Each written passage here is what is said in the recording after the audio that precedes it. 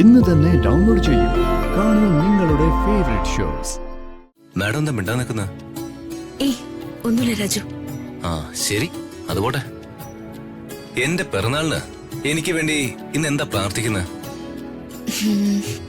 എന്റെ രാജുവിന് ആയുസ്സും ആരോഗ്യം കൊടുക്കണേ എന്റെ ദേവീന്ന്. അല്ല, പിറന്നാൾ ആഘോഷം നമുക്ക് അടിപൊളിയാക്കണം. അടുത്ത കൊല്ലം നമ്മൾ ജീവിച്ചിരിപ്പില്ലെങ്കിൽ എന്ത് ചെയ്യും? പറയാൻ പറ്റുന്ന വാക്കൊന്നും പറയലതല്ലേ. പിന്നെ എന്റെ പിറന്നാള് മീനമാസത്തിലെ ഭരണിയില. ഉരുളിയിലാവാത്ത ഭാഗ്യം. അമ്മ പശുവിന് പുല്ല് പറിച്ചോണ്ടിരിക്കുമ്പോഴാ എന്നെ പ്രസവിച്ചത്. ഓഹോ, പ്രസവിച്ചത് എന്റെ അമ്മ അറിഞ്ഞില്ല. ഞാനുണ്ടല്ലോ പുല്ലിന്റെ ഇടയിൽ ഇങ്ങനെ നീണ്ടു കിടക്കുകയായിരുന്നു. മുടിക നല്ലായി കിളവി. പശുക്കളെല്ലാം എന്നെ കണ്ടു. ഞാന് ആ പുല്ലിന്റെ ഇടയിൽ കിടന്ന് എങ്ങനെ കരയുന്നെന്ന്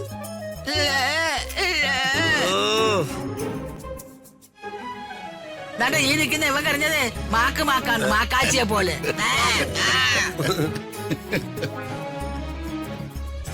വാസ്തവത്തിൽ എന്നെ രക്ഷിച്ചതും പരിപാലിച്ചതും എല്ലാം പശുക്കളായിരുന്നു. ഇത് ശകുന്തളയുടെ കഥ പോലെ ഉണ്ടല്ലോ. ശാകുന്ത പക്ഷികൾ താലോലിക്കുന്ന കുഞ്ഞിനെ കണ്വ മഹർഷി കണ്ടു. അതുകൊണ്ട് ആ കുഞ്ഞിന് കണ്വൻ ശകുന്തള എന്ന് പേരിട്ടു. അല്ല, അങ്ങനെയാണെങ്കിൽ പശുക്കൾ താലോലിച്ച എന്റെ അമ്മയ്ക്ക് പശുന്തള എന്ന പേരിടണമായിരുന്നു.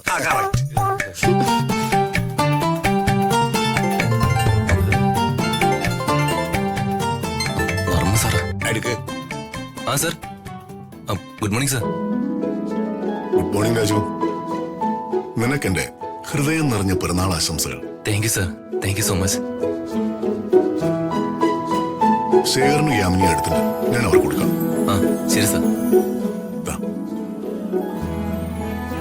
Raju, happy birthday. Thank you Sekharan സാറേ. രാജു, എന്റെയും പിറന്നാൾ ആശംസകൾ. Thank you madam.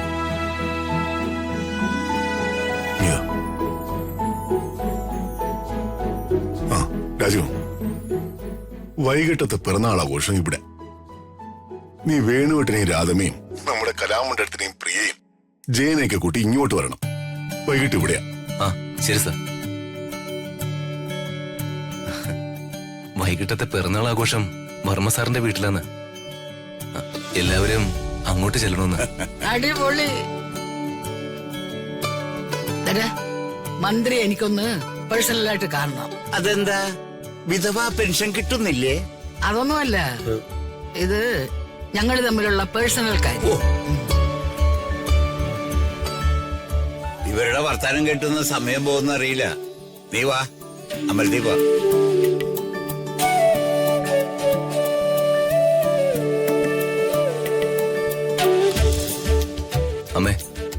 അമ്മ ഇതുവരെ ഒരുങ്ങിയില്ലല്ലോ. ഞാനതിന് ഒരുങ്ങണം. അപ്പോ അമ്മ വരുന്നില്ലേ? ഞാൻ ഇങ്ങോട്ട് വരുന്നില്ല.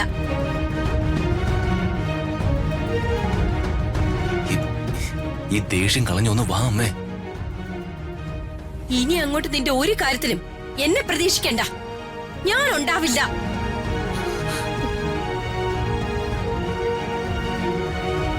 അമ്മേ,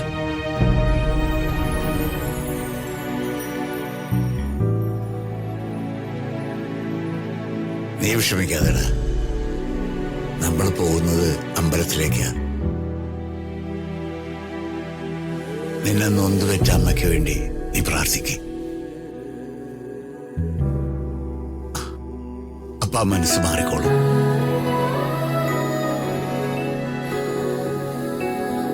മോളുവാ, പാടാ.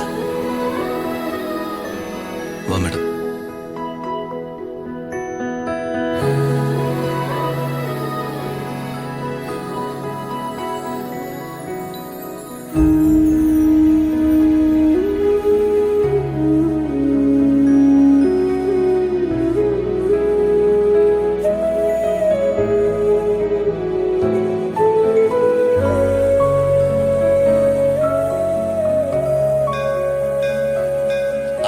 ഇന്ന് അമ്പലത്തിൽ തിരക്ക് കുറവാണല്ലോടാ. വർക്കിംഗ് ഡേ അല്ലേ അച്ഛാ? ആ, ശ്രീയാണല്ലോ. ആ പിറന്നാള് വിഷയം വിളിക്കണതാ. ഹലോ. ഏട്ടാ happy birthday to you. Thank you Sree, thank you very much. ഏട്ടന് എവിടെയാ? വീട്ടിലാണോ? അല്ല, ഞങ്ങള് അമ്പലത്തിലാ, കൂരുമ്പക്കാവില്.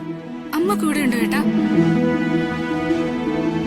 ഇല്ല, അമ്മ വന്നില്ല. ഞാനും അച്ഛനും മാഡം കൂടിയാ വന്ന. ഇന്ന് ശരി ഏട്ടാ, ഫോൺ വെക്കട്ടെ. ശരി.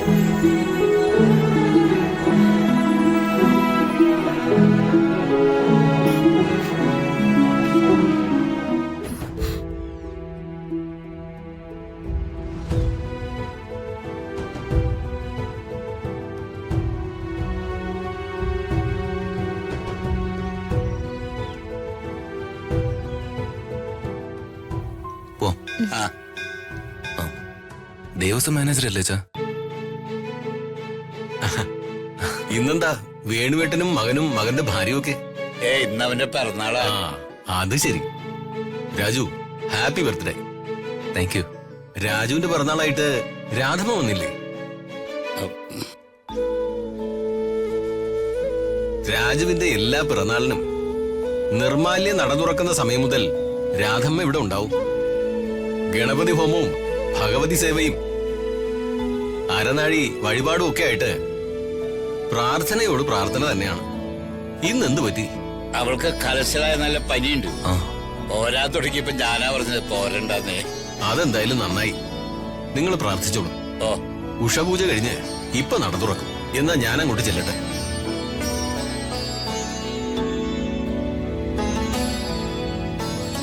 ഇനിയിപ്പൊ തിരുമേനിയും വാരും ഒക്കെ ചോദിക്കും രാധമ്മ എവിടെയാന്ന്. ദൈവത്തിന്റെ മുമ്പിൽ വന്നാലും നുണ പറയേണ്ട ഗതികേടാണല്ലോ ഈശ്വര. ആ, നിങ്ങളോട് നിൽക്ക്, ഞാൻ വഴിപാടിനുള്ള രസീത് വാങ്ങിച്ചിട്ട് വരാം.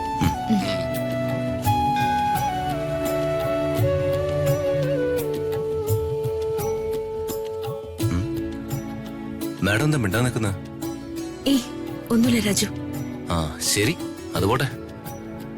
എന്റെ പിറന്നാളിന് എനിക്ക് വേണ്ടി ഇന്ന് എന്താ പ്രാർത്ഥിക്കുന്നത്?